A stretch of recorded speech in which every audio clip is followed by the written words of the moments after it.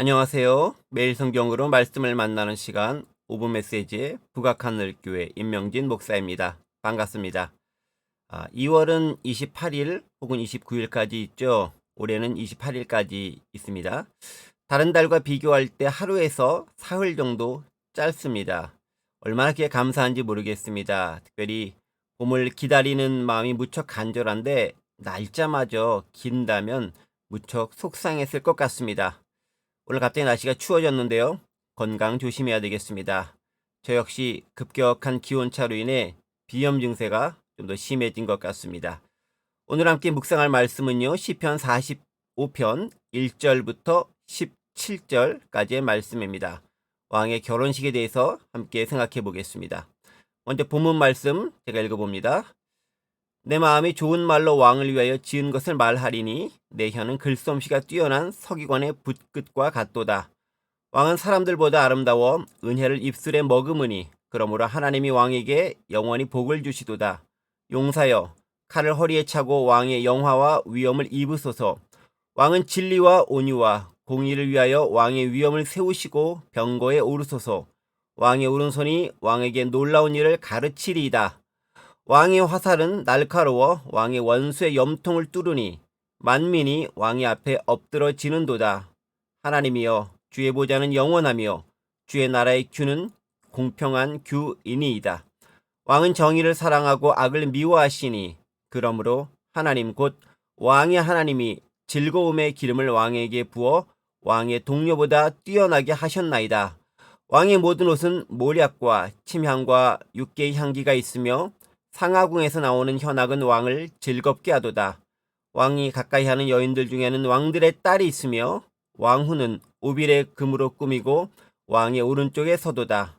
딸이여 듣고 보고 귀를 기울일지어다. 내 백성과 내 아버지의 집을 잊어버릴지어다. 그리하면 왕이 내 아름다움을 사모할지라. 그는 내 주인이시니 너는 그를 경배할지어다. 두로에 따른 예물을 드리고 백성 중 부한 자도 내 얼굴 보기를 원하리로다. 왕의 딸은 궁중에서 모든 영화를 누리니 그의 옷은 금으로 수놓았도다. 수놓은 옷을 입은 그는 왕께로 인도함을 받으며 시종하는 친구 처녀들도 왕께로 이끌려 갈 것이라. 그들은 기쁨과 즐거움으로 인도함을 받고 왕궁에 들어가리로다. 왕의 아들들은 왕의 조상들을 계승할 것이라. 왕이 그들로 온 세계의 군왕을 삼으리로다. 내가 왕의 이름을 만세 기억하게 하리니 그러므로 만민이 왕을 영원히 찬송하리로다. 아멘.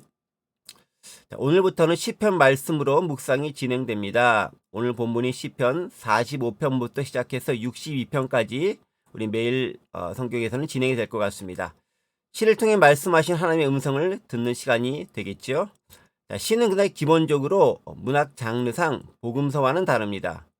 복음서는 소설처럼 인물과 사건을 중심으로 기록됩니다. 예수님을 중심으로 탄생부터 십자가와 부활 승천까지가 복음서에 기록된 사건입니다. 이는 일반적으로 육하 원칙에 의거해서 말씀을 보면 훨씬 도움을 받을 수 있습니다. 이해에 좋다는 거죠. 때문에 누가 언제 어디서 무엇을 어떻게 왜 라고 하는 육하 원칙을 가지고 말씀을 보면 말씀의 이해도가 훨씬 높아질 수 있습니다. 자, 그런데 시편은 어떨까요? 좀 다릅니다. 시를 육하 원칙에 의거해서 읽지는 않습니다. 시는 감흥이고 느낌입니다. 또한 은유와 비유, 상징이 주된 기술 방식입니다. 읽을 때도 당연히 그에 합당한 방식으로 읽어야 되겠죠? 한 절 한 절 분석하며 읽기보다는 전체적인 맥락에서 발견되는 의미, 그리고 그것이 지향하는 바, 또 이를 통해 우리가 어떻게 삶에서 감동과 적용점을 가질 수 있는가를 생각하며 보면 좋습니다. 이런 방식으로 본문을 묵상하면 좋을 듯합니다. 시편 45편은요. 기본적으로 왕의 결혼식을 노래하고 있습니다. 표지어를 보면 사랑의 노래라고 쓰여 있습니다. NIV 영어 성경을 보면요. 웨딩송이라고 적혀 있습니다. 결혼식의 노래라는 의미죠. 즉 결혼식에서 신랑인 왕의 그 용맹스러움과 위엄을, 그리고 신부인 공주의 아름다움과 순결함을, 그리고 주변 분위기를 묘사하면서 이상적인 결혼식의 장면을 보여주고 있는 것이 오늘 본문 시편 45편입니다. 이 결혼식에 참여하는 신랑은요, 몇 가지 단어로 묘사되어져 있습니다. 영화와 위엄, 진리와 온유, 공의, 그리고 정의가 그것들입니다. 신랑인 왕의 특성을 나타내는 그런 단어들이죠. 그런데 이 왕이 구체적으로 누구냐에 대해서는 학자들 사이에 좀 이견이 있는 것 같습니다. 하지만 대체적으로 솔로몬을 모델로 둔 것이 아니냐는 설이 우세합니다. 그리고 신부는 이방인 출신의 공주인 것으로 보입니다. 자, 그런 관점에서 본다면요, 마치 이 시편 45편은 시편의 아가서가 아닌가 하는 생각도 듭니다. 술람의 여인을 아내로 맞이하는 솔로몬의 모습이 이곳에서 발견되고 묘사되는 것은 저만의 느낌은 아니겠죠? 자, 시편 기자는 결혼식에 임하는 왕을 묘사함에 있어서 먼저 용사의 이미지를 차용하고 있습니다. 칼을 허리에 찬 모습, 적의 염통을 꿰뚫을 수 있는 날카로운 화살을 가진 모습, 또 병거에 오르는 모습은 전형적인 용사를 떠올립니다. 마치 신약시대 에베소서 6장 10절에서 20절에 묘사된 하나님의 전신갑주와도 비교되는 그런 모습이죠. 특히 그 전신갑주의 성격을 묘사하고 지칭하는 단어들이 있는데 예를 들면 이거죠. 진리 허리띠, 의의 흉배, 평안의 복음의 신, 믿음의 방패, 구원의 투구, 성령의 검, 곧 말씀, 이런 것들인데 이게 각각 오늘 본문에 보면은 진리, 공의 뭐 이런 것들과 오버랩되지 않나 그런 생각이 됩니다. 왕의 결혼식에서 신랑인 왕은 오늘 우리에게 적용한다면 예수 그리스도로 연결될 수 있습니다. 그분은 강한 용사로 악의 무리를 십자가와 부활을 통해 굴복시키셨습니다. 바야흐로 하나님의 통치가 이제 시작된 것이죠. 그 신랑의 신부는 누구일까요? 오늘 바로 교회입니다. 예수 그리스도와 혼인하는 교회가 신부가 되는 것이죠. 요한계시록의 어린 양의 혼인잔치를 보면 그곳에서는 어린 양이신 예수님과 교회의 감동적인 혼인잔치를 보여주고 있습니다. 바로 그 장면의 모판이 되는 것이 오늘 또한 본문이라고 할 수 있습니다. 자, 그렇다면 우리는 이 말씀을 통해 어떤 교훈과 적용점을 찾을 수 있을까요? 자, 먼저는요, 우리는 신랑 되신 예수님이 누구인지에 대한 제 인식을 본문을 통해 발견할 수 있을 것 같습니다. 그분은 어떤 분입니까? 악의 권세를 용맹하게 무너뜨린 용사이고 영화와 온유, 공의와 정의, 그리고 진리로 무장하신 분이라는 점입니다. 공평과 정의가 사라지고 불평등과 모략이 난무하는 이 시대에서 우리, 즉 교회의 참된 신랑이 바로 이 정의와 사랑으로 무장하신 예수 그리스도 메시아라는 사실은 우리에게 얼마나 큰 위로와 희망 그리고 소망을 주는지 모르겠습니다. 자, 그렇다면 이 신랑과 결혼하는 신부는 어떠해야 할까요? 그게 바로 오늘 본문 10절에서 11절에 잘 묘사되어져 있습니다.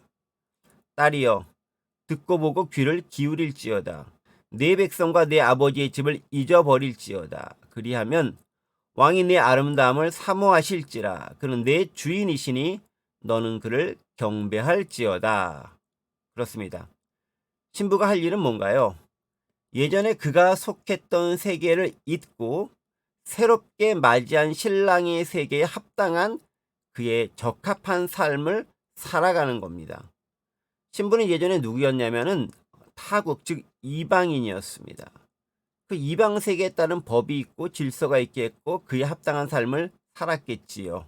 또 섬기는 신들도 있었을 것입니다.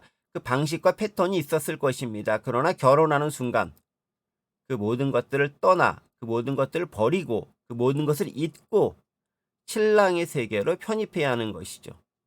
예전 것을 떠나야 합니다. 예수 그리스도와 혼인 관계를 맺으면 이전까지 내 삶을 주관했던 질서에서 우리는 과감히 탈피할 수 있어야 합니다. 그리고 다른 것이 아닌 오직 한 분, 그리스도 예수만 경배하고 예배하고 섬길 수 있어야 됩니다. 그것이 바로 신부인 우리의 교회가 마땅히 해야 할 일인 것이죠. 비록 현재 세상은요, 이 결혼의 의미가 많이 퇴색되고 또 다소 가벼워지는 느낌이 없지 않지만 가정과 교회는 하나님이 제정하신 가장 기본적인 질서 체제입니다. 그리고 이 둘, 가정과 교회는 삶의 모든 것의 기초가 됩니다. 그리스도를 신랑으로 맞이한 교회는 오직 예수 그리스도를 통해서만 그 가치를 인정받을 수 있습니다. 그리고 천국의 삶이 보장되는 것이죠. 왕께로 인도함을 받아 왕궁으로 들어가는 신부의 모습이 바로 예수 그리스도를 통해 하나님 나라로 들어가는 교회 우리의 모습과 정확히 오버랩됩니다. 다른 것으로는 불가능합니다. 유혹이 많은 시대, 우리 자신을 지켜야 하겠죠. 말씀을 정리하면서 오늘 하루를 한번 조망해 봤으면 좋겠습니다. 하나님의 나라를 지향점으로 삼고 있는 우리라고 한다면, 예수 그리스도를 신랑으로 모신 그런 교회라고 한다면, 이전의 삶의 방식과 섬기던 질서를 버리고 새로운 질서인 하나님 나라의 룰을 따르는 그런 삶으로, 그런 방식으로 과감히 전환해야 합니다. 특히 기독교의 가치가 더욱더 바닥을 치는 요즘에 예수 믿는다고 말하고 다니는 것 자체가 쉽지 않은 시대를 살고 있는 이 시대에 더욱 그러합니다. 바로 이 시점이 우리의 신앙이 어떠한가를 판가름할 수 있는 시금석의 역할을 하게 된다는 것이죠. 주의 순결한 신부로서의 삶을 열심히 최선을 다해 살아나갈 수 있는 오늘 하루가 되기를 간절히 소망해 봅니다. 잠시 기도하겠습니다. 하나님 아버지, 예수 그리스도와 결혼한 신부인 우리 교회의 자세를 다시 한번 생각해 보고 다시 한번 점검해 봅니다. 거룩한 주의 신부로서 하나님 나라의 방식에 합당한 삶을 제대로 살아가게 하시고 그에 합당한 삶의 모습을 보일 수 있도록 도와주옵소서. 감사드리며 예수 그리스도의 이름으로 기도드립니다. 아멘. 자, 오늘 하루도 행복하고 즐겁게 샬롬.